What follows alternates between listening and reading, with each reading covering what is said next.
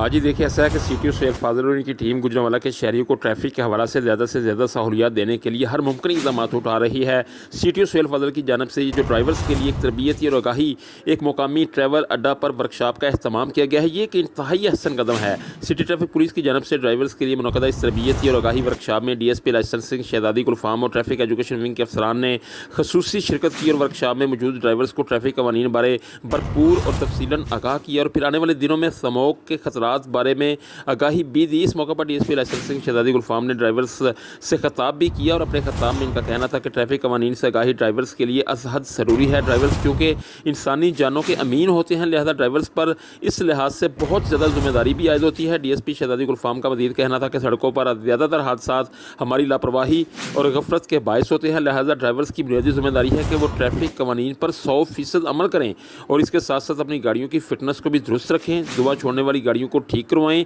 اور معاشرے کی بہتری کے لیے اپنا بھرپور کردار ادا کریں۔ ڈی ایس پی لائسنسنگ شہزادی گلفام کا کہنا تھا کہ سی ٹی او سہیل فاضل کی ہدایت پر ڈرائیورز کی تربیت اور ان کو ٹریفک قوانین سے آگاہ رکھنے کے لیے ہفتہ وار ورکشاپس اور سیمینارز منعقد کیے جائیں گے۔ دوسری جانب ڈرائیورز کی تربیت کے لیے ورکشاپ منعقد کرنے پر شہر کے عوامی سماجی حلقوں نے سی ٹی او سہیل فاضل کو بھرپور خراج تحسین پیش کرتے ہوئے ان کے اس اقدام کو بھرپور سراہا ہے۔